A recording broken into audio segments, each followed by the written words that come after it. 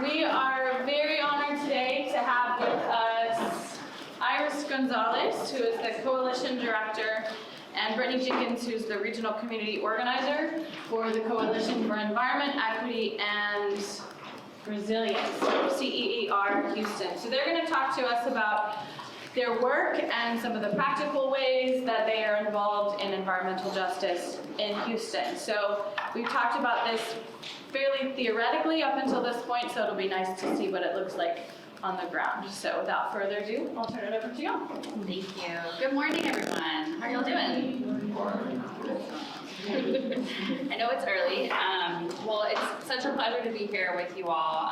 We're really excited to share a little bit about our work and excited that y'all are kind of connecting history and English and your communities all together with this work. So thanks again for having us.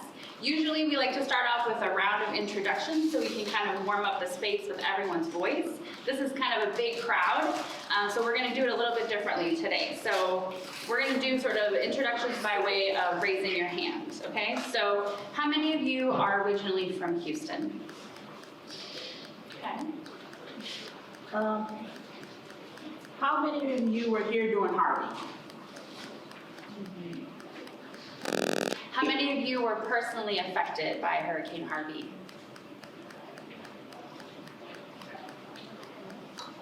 Are you aware of any facility located in your neighborhood?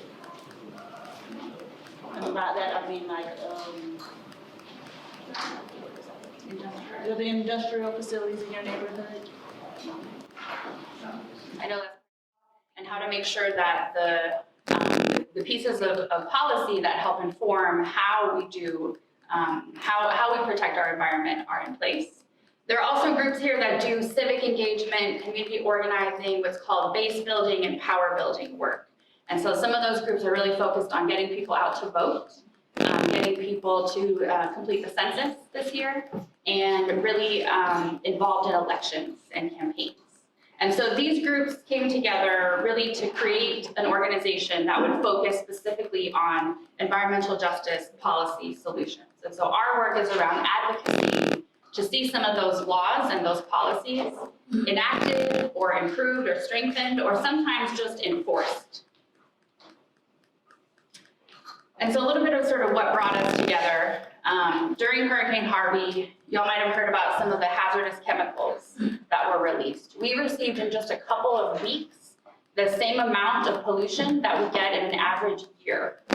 And so it was a really, really high peak moment of spills, of fires, of flares, of things that were coming out of facilities that surround us, right? Houston is the energy capital of the world. We have a high concentration of petrochemical facilities, and that's a big part of our landscape. And so when it rains, and especially when it rains like a Hurricane Harvey level of rain, we're really vulnerable, and those facilities released a lot of toxic chemicals. We also have some Superfund sites. Have you all heard of Superfund sites? Does anybody know what that is?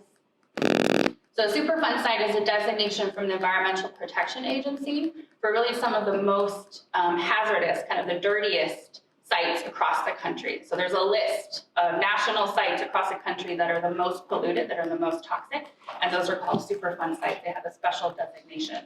And we have a map where we're going to show you kind of some of those sites around town. But those in a Hurricane Harvey and a major flooding event are also really vulnerable. And so today we're kind of in a similar spot as to where we were in Hurricane Harvey in terms of recovery and cleanup. Ceer was really worried that as these things were happening, there wasn't a lot of media attention around them. And there also wasn't a lot of information about what families should do, right? What do you do when there are these toxic chemicals being released in your community, when there is this floodwater that is full of this pollution? What do you do to protect your health? And then as we're thinking about recovery dollars coming to our region for recovery from the storm, how are those monies going to be used to clean up some of what happened? So here are just some headlines to kind of illustrate some of what we're talking about. You know, these things happen every day in our community. How many of y'all were here for the ITC fire and the big plume of smoke that went across the city? Do y'all remember that? A huge plume of smoke that reached all the way to Austin. and pieces of foam falling from the sky, right? And so we have one of these explosions or events or spills on average once every 6 weeks in Houston. And so a thing like Harvey puts a really big spotlight on top of the issue, but these things are happening every day in our communities. And so again, our vision is that we want to raise awareness around these issues. We want to bring the community voice to the table, and we're going to talk to you a little bit later and do an activity that's really focused on community organizing. That's our model for how to bring the community voice to the table. We also work with decision makers, as I said, to think about how our laws and our regulations and our policies can help protect more people. And this work is really a regional initiative, because a lot of the ideas that we have, this is our vision that calls for these 8 points. A lot of these are things that our city needs to do, that our county needs to do, but a lot of them are things that the state of Texas needs to do. And so Ceer is a regional organization that works inside Harris County, but also across Southeast Texas and the Gulf Coast to work with decision makers and communities on these state level issues. If you're more curious about our 8-point plan, which is really our set of ideas and policy solutions, you can check out our website, but these are the 8 points focused on equity, air, water, land, waste and recycling, transparency, displaced people, and resiliency. So I want to talk a little bit about equity and justice, because we're here talking about environmental justice. And that's an important part of our work. This word is right in the name of our organization. So for us, equity means that all communities have access to the resources that they need to thrive. This is different from equality. Have you all talked before about equity and equality? How, some of y'all are shaking your head, how is equity different from equality? You raise your hand, shout it out. Equality means everyone has the same. Equity means that it's balanced. Yeah, that's a good way to put it, yeah. Equality is everyone gets the same. Equity is everyone gets what they need, right? And this for us includes access to those things, and also that people, real people who are impacted by these things are part of the solution making, that they have a voice and that they are a meaningful part of the process. And we're going to talk a little bit more about that. We talked about some of these things. So I think the main thing to kind of segue into environmental justice is this 4th bullet point here, is that we know that communities of color and low-income communities are disproportionately impacted by environmental and public health burdens. And again, not just from the storm, but from every day. The movement of environmental justice really started with that idea that there's a disproportionate amount when you track city by city across the country. Where are the landfills? Where are the Superfund sites? Where are the concentration of chemical facilities? Where are the concrete batch plants? Those are predominantly in communities of color and low-income neighborhoods. And that was not by accident. So that's how the environmental justice movement was born. So what I want to do, because we have in our very backyard the father of environmental justice, Dr. Robert Bullard, who's a professor at TSU. I want to show you a little bit of his video, and I also want to show this really brief video that kind of goes through a history of the environmental justice movement.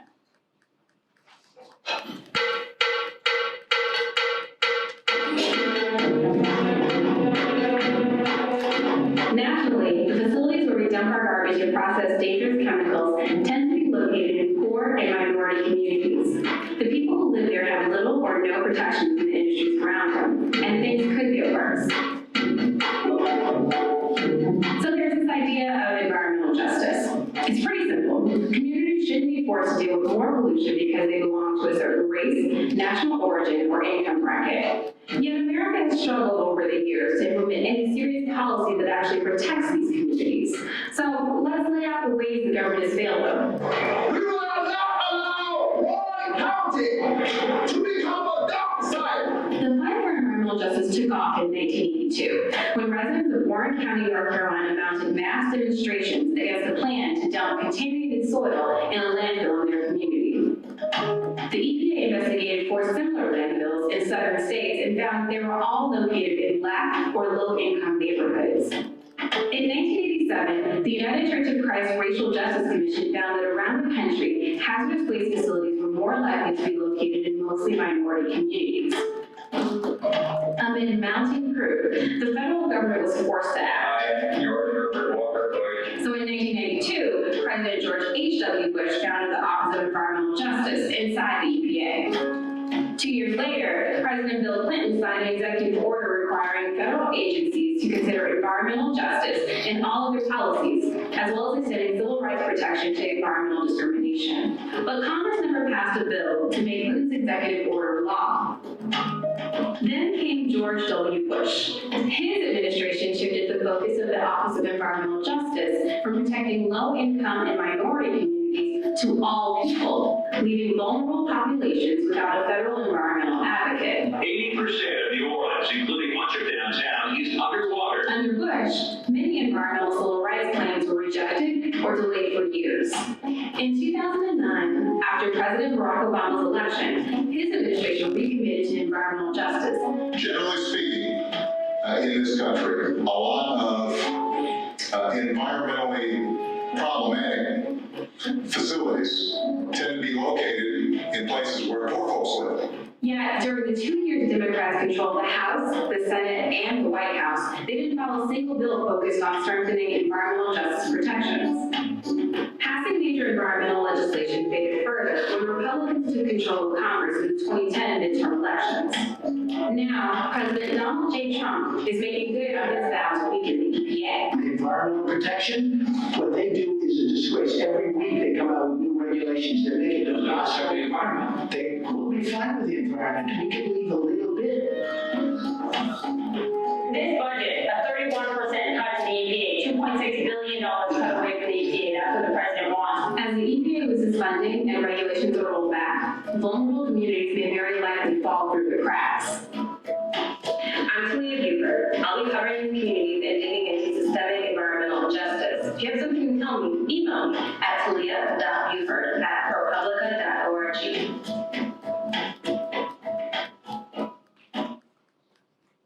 All right, so that's a little bit about some of the history. And you heard the themes of institutional racism, of classism, right? Because the environmental justice incorporates the civil rights movement, the social justice movement, and the environmental movement together. And so, again, one of our best examples, one of the biggest champions across the country, who, as I said, many consider the father of environmental justice, is right here in Houston, a professor at Texas Southern University. And so I want to play a little bit from his talk around this subject. 500 people were arrested. The photograph that you see there, these are young high school kids putting their bodies on the line trying to stop these trucks from dumping this PCBs, this toxin, poison, in this field. And so the idea of, this is before standing on, mass mobilization, people came in from all over and converged and say no. And the idea of resisting, protesting, and then you're met with police who are ready to take that billy club and beat you over the head, beat you down for saying, I do not want my community poisoned. And the law was on the side of the company, of the state, and of the enforcers of the state.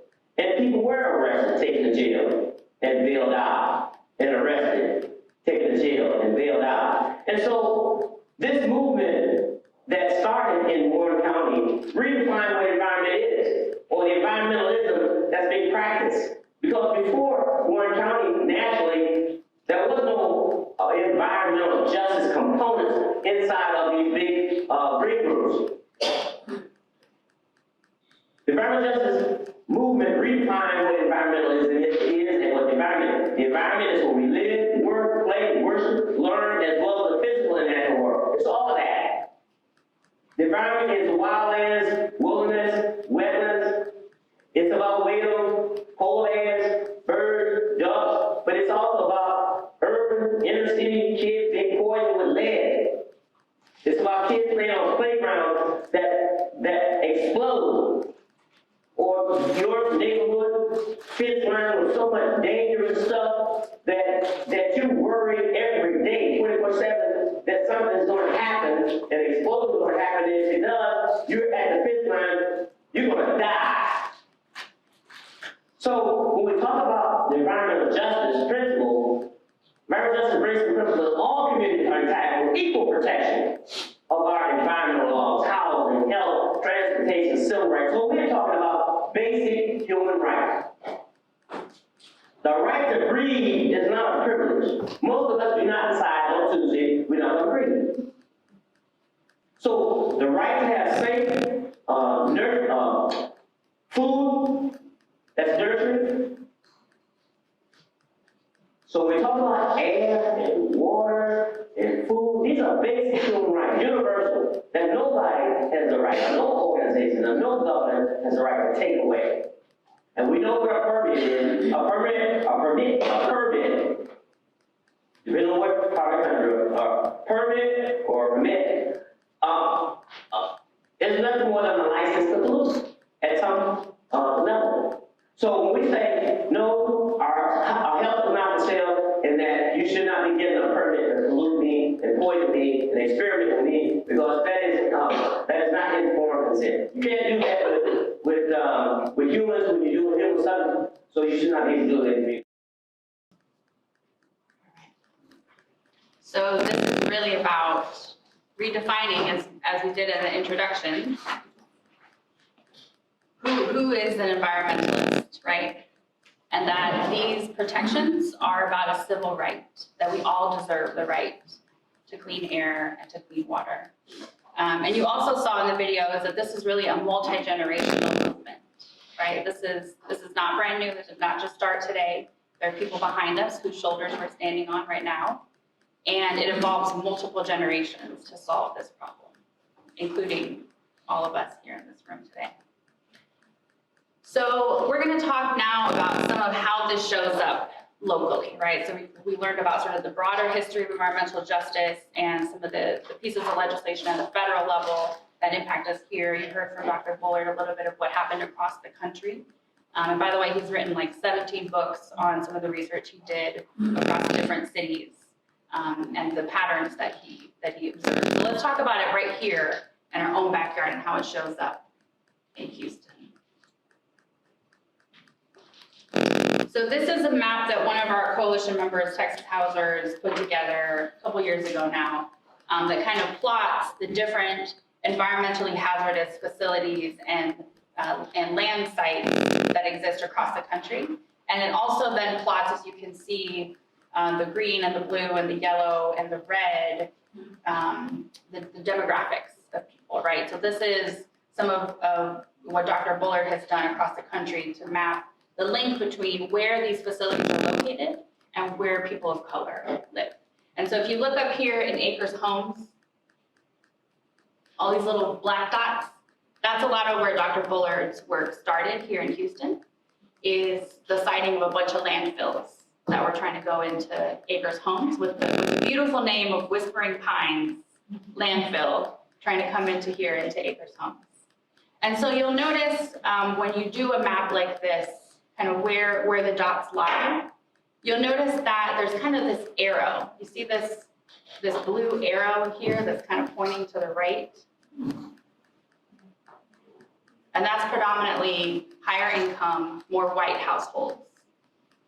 And you don't see a lot of those sort of bad stuff dots in that arrow, right? And if you mapped a bunch of other different things, you would kind of find the same phenomenon of this arrow.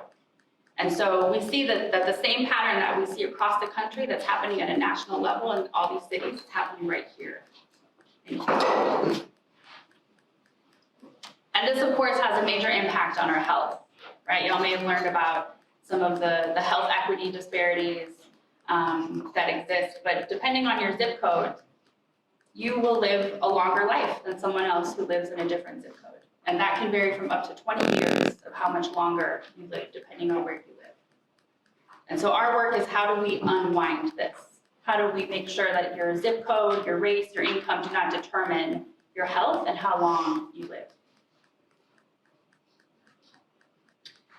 as I mentioned, there's a strong tie to institutional racism.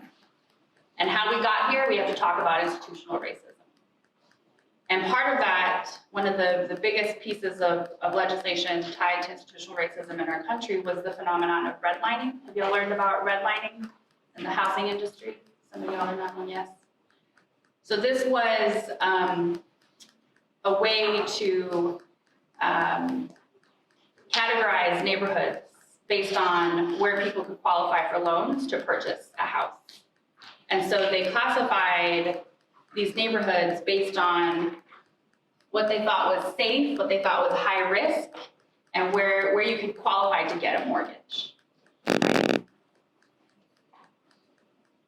And this is kind of small, but what you can basically see is that our predominantly Black and brown and yellow communities are the ones that were redlined, meaning that they were deemed too high risk and you wouldn't be able to get a mortgage there.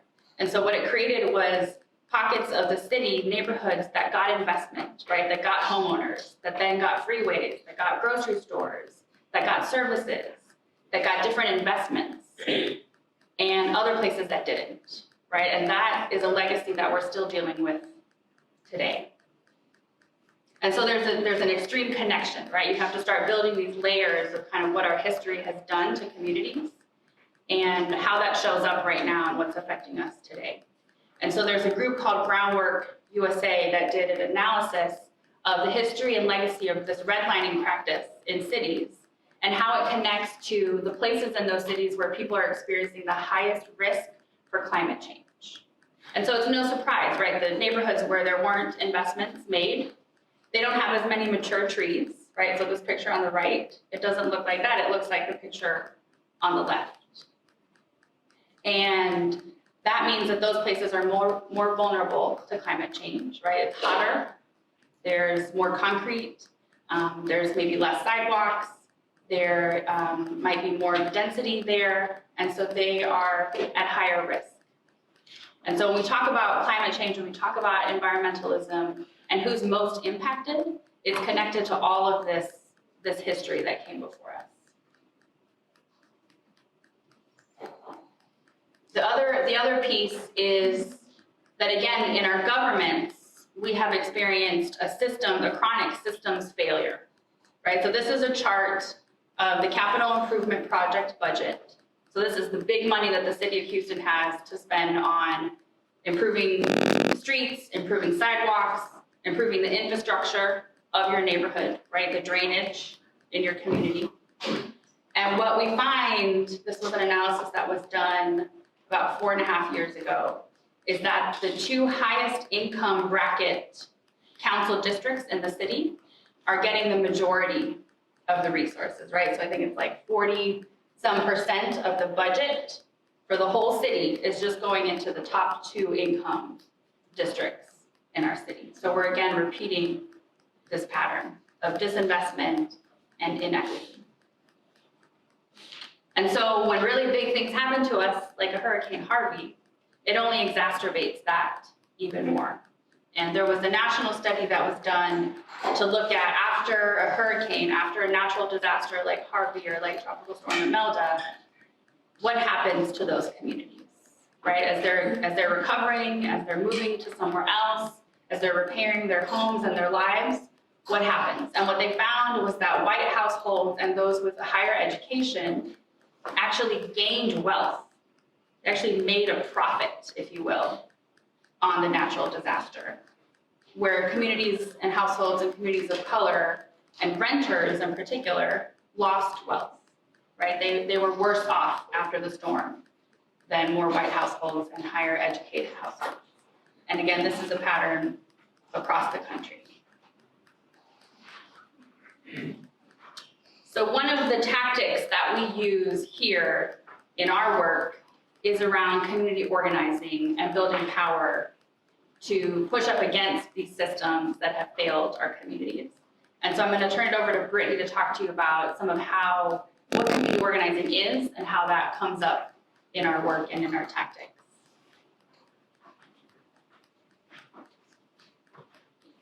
So community organizing. So what is organizing? It's the process of bringing people together to use their collective power to win improvements in people's lives and challenge the power structure. So basically, no one person can do this alone. There are a lot of people who started off, but they meet others to get them grouped together. And basically what my job is to find those people within those low income, those African American, Latino communities, and help them make some power changes. So go on highlighting kind of the guide that we use for community organizing. So what you find, you or a couple of people, you kind of identify the problems that are in your community. And then you need to see what your strengths and resources is that you already have.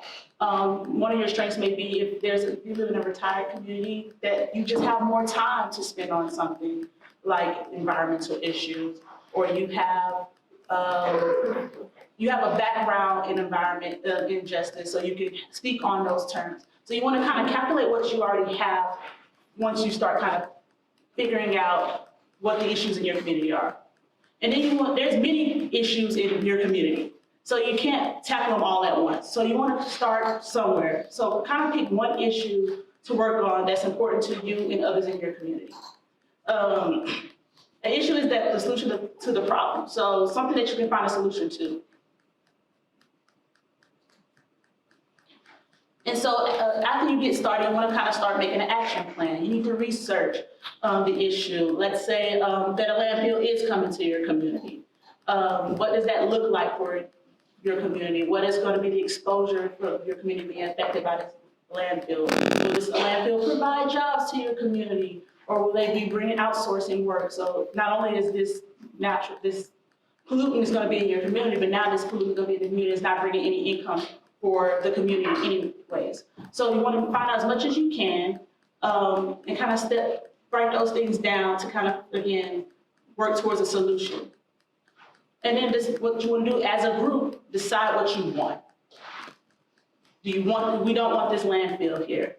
If we want this landfill is going to come here, it has to be a green landfill. It has to, not half of it has to do something a little different, because there's a way to make landfills in a green way.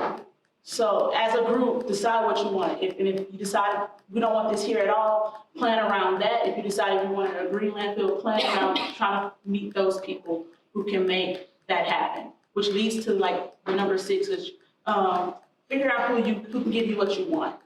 A lot of the times we say elected officials, but you have to make sure you're going to like the right elected official. Houston is really big, and so some people live in Harris County, but some people live in unincorporated Houston, which that's a different set of elected officials that you might need to target. Do you need to target elected official? Do you want to contact the Texas Commission of Environmental Quality, the TCEQ? Do you want to contact the EPA? You have to make sure that you're targeting the right person. Otherwise, when you go up there with your issues, you're not going to get hurt because it's not their problem in their book. And then kind of continue from action plan. Ask what resources do you have again, and what do you need? Okay, we're a small group. What we need to build our base. We need to talk to everyone in the community, get them on board. Maybe we need to take some classes on how to bring those concerns to our public officials. And there's not any official class, but going to commissioner court and kind of hearing how that goes is a way to kind of learn how to address those issues as a community. And then once you find what you have, what you need, you want to go to number 7, which is build allies. What organizations are already in my community or near me that will support me? Is there any elected official that already is against this same action that I am? Can I talk to them and get them? The more people you have on your side when you go to fight for whatever the issue is, the better. And then take action. So organize actions in advance. So this landfill is coming. So my first step as a community, a person of this community, is at the next neighborhood meeting, I'm gonna bring it up and we're gonna talk about it. And then if that small group, maybe I need to have another event where at a neighborhood night out that I bring this attention. May I hold a whole forum about what the effects of this landfill coming into my community looks like. You want to keep on spreading the word to get more, to keep on continuing to build allies and keep getting people involved in these communities about these issues. So that's why you want to organize action events. And actions can also be maybe just when the landfill comes, they sometimes have some type of public forum that everybody in this neighborhood shows up to that public forum. You don't have to create an event at all always. Sometimes you just show up to things that are already there. And then use the media. Everyone, you've got to spread the word. So everyone has social network. If there is a forum where the news media is going to be there, try to talk to the media, the news stations. Write a newsletter, blog it. There's multiple ways to share information that I know guys know probably better than I do on how to share the information of the issue in your community. And then again, now that you share this information, you have people up and ready to go attack this issue. You want to convince them to turn it over and not be just aware, but want to take action and get involved. So, okay, now that I've spoken to this community and we decided that we're going to do this, we're going to all go to Commissioner Court together and start working that. We're going to look at what the solution to the problem is. We don't want this landfill here. So, okay, what's that look like? That looks like us going protesting every week when this landfill has their public forum to community. This goes to go into our local elected official and tell them we do not want this landfill in our community. This is us, again, posting. Some getting involved is the small thing is getting other people to post on social media. You don't have to be the only one. If everyone can just share this, keep people getting involved and keep the information going, that it just doesn't die after the one event happens. And so that's kind of like the framework of community organizing and how we tie that into environment justice. Works the same way. You can use community organizing to organize anything, but as it pertains to environment justice, we talk to communities, local communities of color, about what their issue is. And then we try for them to make sure that we tie into what are the environmental problems. Sometimes communities don't know that there's an environment segue to the other issues they have. They know they flood all the time, but they don't know it's because there's a sand plant that's taking away sand and shipping it somewhere else. So now they don't have something to absorb all that water. So also just connecting the dots to to different issues within the community. So this is going to kind of roll into our organizing activity. I kind of put a scenario here, and I'm going to have you guys kind of discuss amongst yourselves. Discuss amongst yourselves the difference between the different roles. So the scenario is Republic Waste Service Inc. has decided that a site in your community is best placed to put a new landfill. This new landfill will replace about 250 acres of forest land, but also bring new jobs to the community. The community does not want this landfill anywhere near them. So, because we have to work in environmental justice with different people, we got to work with elected officials, we have to work with sometimes state agency, private sectors and interests, local and state advocacy groups, and in the community. I want everyone to kind of pick one role, not everyone be community, just like within your tables, what role you would like, if you're going to be the mayor or city council, if you're going to be a state agency, and think about what that looks like for you in this scenario. And then think of when you finally kind of pick what your role is going to be, ask yourself these questions. What are the advantages and disadvantages for each role? What power does each role have? And each role, how would you get your viewpoint across to the other? And then how would you influence decision makers to take the action to protect the community and what that prohibits to those actions? So just think about that, and then amongst yourselves, if anyone has any questions, I'm glad to help out. And then after you guys kind of talk it over for about 10 minutes, we'll pick on a few people to just share your ideas. So does anyone have any questions before I get started? Does anyone know what role they want to do? We'll go back to that. So I'll give you about a minute to kind of pick your role. Let's reread the scenario. Let's just do within table groups, so we have, each table can sort of be a little group. And if you're back here, you can come together. And then I'm gonna, there go the roles again, and I'm gonna flip it back to the discussion questions. What roles did some people pick? Advocacy group.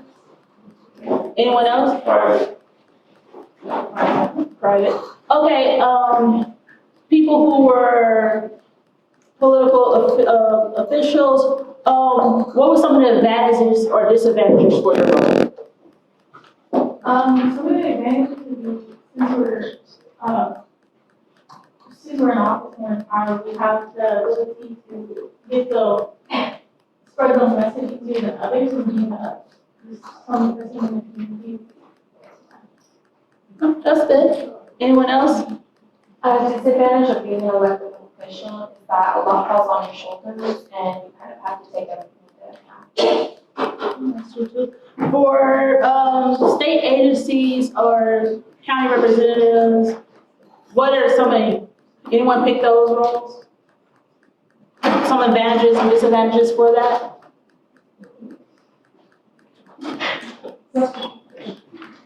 The advocacy group, an advantage is like typically when you start to become momentum, it draws a lot of people's attention for something that they never heard about.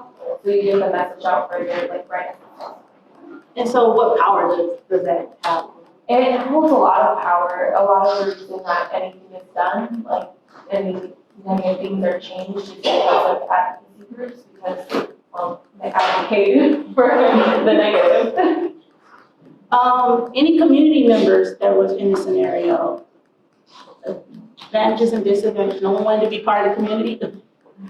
Advantages or disadvantages for the community? An advantage would be that if you put together, then you probably get something done. But disadvantage would be that if it's just me and I, and let's for some reason say I'm the only one that has a problem with this, then I.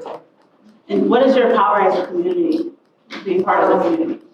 Both. Be like the value process. So, in each role, how did you get your viewpoint across to the other roles when you guys were talking? Just by saying. He was amazing. He was amazing. What about advocacy groups? We take like a neutral standpoint to see like both disadvantages and advantages. Because it's easier to get it across when there's like no significant against one side. And as a community, what role did you play?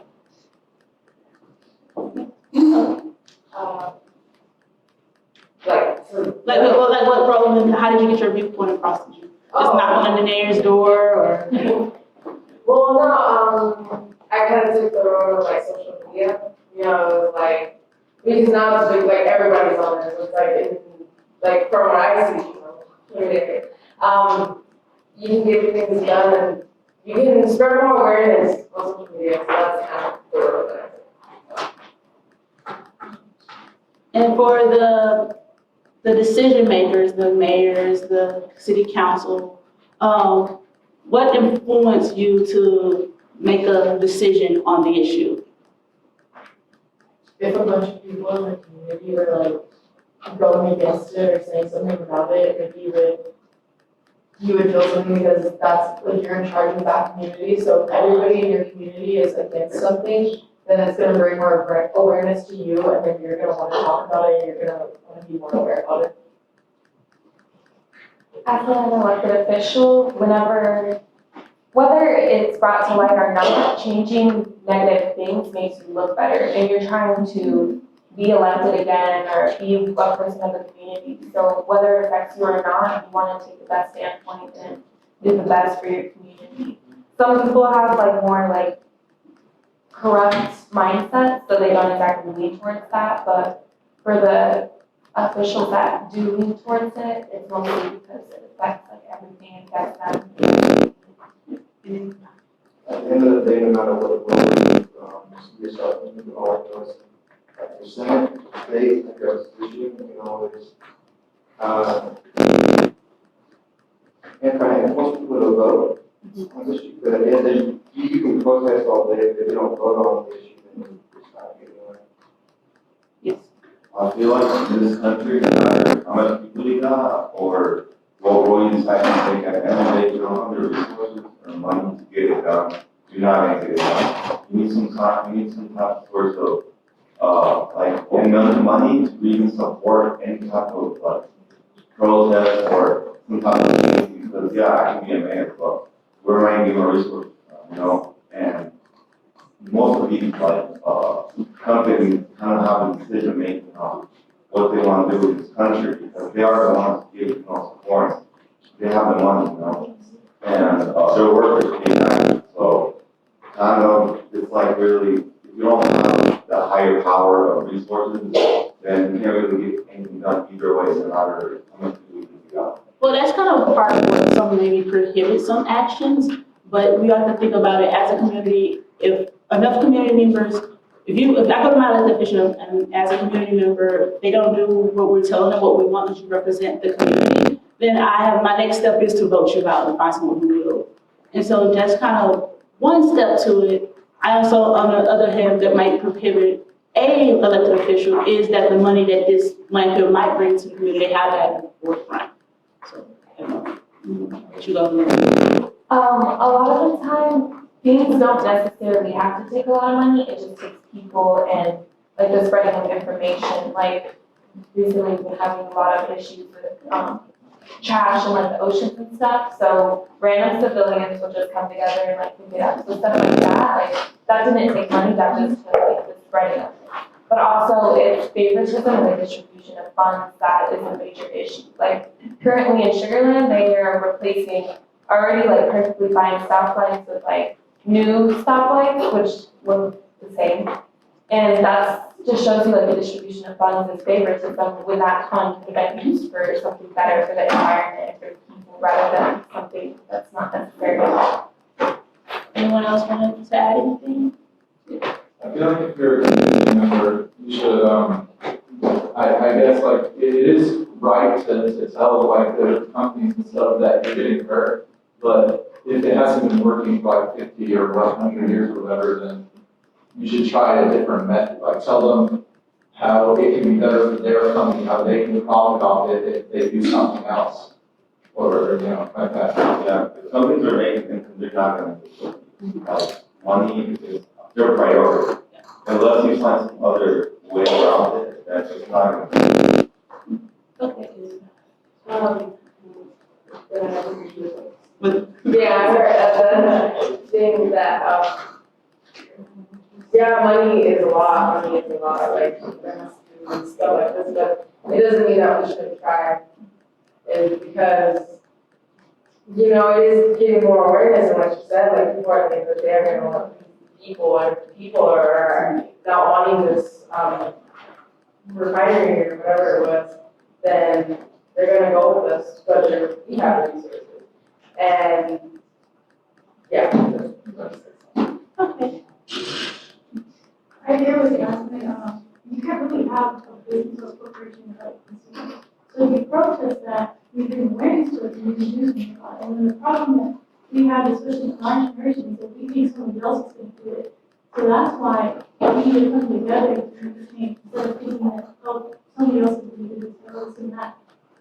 And like, again, just think about, you don't always have to attack the company, you don't always have to attack your elected official. It might be, again, a government agency, like sometimes you need to go to the EPA and let them know that there's something going on. It's that target part of the organizing plan, of knowing who exactly the target is to go talk to them, and then coming together in numbers. I think I saw one more. And, see anyone? Did you have? Yeah, like one goal I would like to see on that list would be like a lobbyist, because they're the ones who can actually represent like all of the people. They go to council members, we can invest them, like something about. And so like, that's where that part of organizing, when I said like, find your allies. There are lobbyist groups that you could probably have, as your background who can do that work that you're not familiar with. And so I'm gonna kind of wrap up the activity. Thanks for everybody for participating in that. And kind of bring it back to the whole PowerPoint. If there was any questions, the Q&A section that you guys have for me and Iris. Well, I feel like this is kind of on topic, but at the same time off topic. But like, do y'all know what was going on with the water? Like they were cutting it off or whatever, and they cut it off, but it was like not safe to drink. But you guys know what's going on with it? Sure, so you're talking about the water main break that was just a couple days ago that had us boiling water across the county for a couple of days. So some of that was tied, so they were working on a leak, a minor leak, and trying to repair it. And when they got there to remove, I think, dirt that was on top of the 8-foot pipe, it exploded.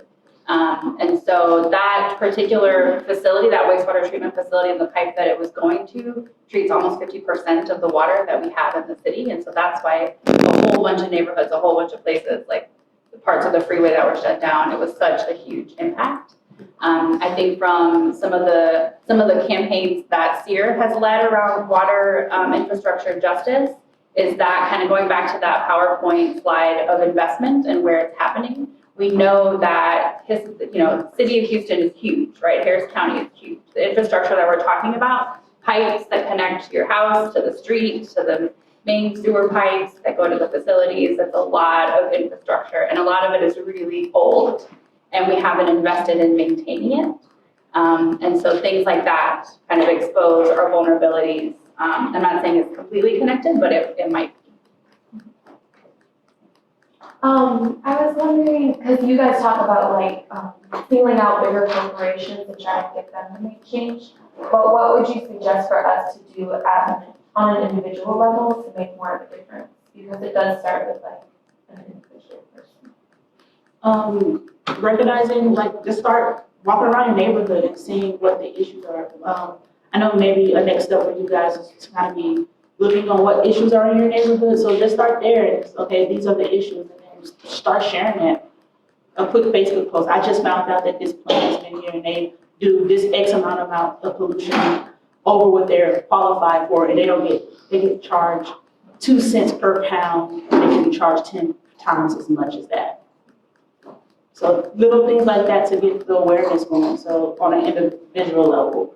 And then on an individual level, if you feel something, go look up for some of those other groups. Some of our coalition members, they always need, volunteers, the people to help us do the work. Because we don't know where everything is happening at. Like we know pinpoints and maps and where some things are, but what's actually happening in the community we can't know unless we hear from people of that community. Do you have like an Instagram or like an environmental campaign thing that you would suggest for us to go look at? That way we could like screenshot any events that they're having and spread the word for that. We don't have an Instagram. Yet, we're gonna have an Instagram soon. Yeah, we have a couple of calls to action for y'all at the end, so we'll save it for that. I wanted to, we'll take your question, but I wanted to also go back to the power, right? Y'all were lifting up different types of power, right? Industry and money has a lot of power. People coming together have a lot of power. People who are in office that we elect to represent us have a lot of power. And all those different things come into play as y'all were talking about it in this type of work. And there are things that people, when you look at sort of the history of like public health, right, that people thought were completely impossible, that would never happen, right? Like not having smoking inside a building, or having everyone wear a seatbelt to protect them in the car. And people said, industry will never let that happen. That's gonna ruin their profits. You're gonna have to talk to them about it in their language, which is money, that was your point. And it'll never happen. You're never gonna get every single person to get into a car to put on a seatbelt. And it took the advocacy, and it took the community, and it took people looking at data and studies and analysis and coming together and using their power in community to push back and to make it happen. And so you're absolutely right that there are different types of power, and that there is industry funding their own types of research and their own studies and supporting people who are running for office, right? right? There's power and there's money all across the system. But our tactic, our work is rooted in community organizing because that's a really powerful way to create change together. Yes. What do you find are the major differences between the background communities themselves, not with the construction, but in those communities that don't really allow a lot of change to happen, either really quickly or at all? Yeah, that's a really good question. Do you want to take that? Yeah, some of the disconnects are complacency. Things have been like that forever, and never like that. People get complacent. Nothing's ever going to change. Other disconnects that kind of keep them from doing some of the things that are easy for them to do is also that they can't look outside their day-to-day lives. You know, they have to work to live, and anything outside of that is something extra that they don't have allocated time to do compared to other communities where they have leisure time to be able to support some of these efforts. And so that's why we do have advocacy groups for people who can't speak for themselves. Also, fear is like, those are some of the things that keep people from actually kind of doing this work. They'll talk to you about it, they'll come tell you about what's happening, but when it kind of gets to that part sometimes of, okay, now let's go here together, and that's when you're like, well, but you spent like 2 hours talking to me about all the issues of your community. I think the other thing I would add is which came up in the video and Dr. Bullard's presentation as well, of redefining who we mean by environmentalists, right? And that people might not see themselves as environmentalists, or that they can care about that issue. Like sometimes we have a really specific, narrow perspective on, it's, you know, granola bars and hybrids and riding your bicycle and like composting. And our communities have had a long tradition of protecting the planet and protecting one another. And that doesn't often get celebrated or acknowledged. And so part of it is redefining, you know, what this is about, and the fact again that it's about civil rights, that everyone deserves protection and the right to a clean planet. And when we talk about what's happening to the planet, we also have to talk about what's happening to people at the same time. And so I think for a long time, the movement, the environmental movement, didn't use that language or those words to help connect communities to one another in that way. Anyone on this side have a question?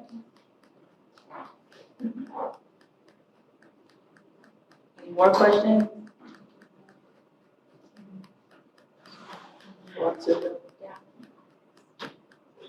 So we'll move on to our call to action. Okay. First off, we would like to ask everyone to follow Ceer on our Facebook, CEER, to learn more about what's upcoming events that we're doing, things like a candidate forum, visiting sites, neighborhoods that are affected by environmental justice. We do different things. Visit us during the 2021 legislation session about important advocacy opportunities then, and what kind of environmental policies we'll try to put in place during that session.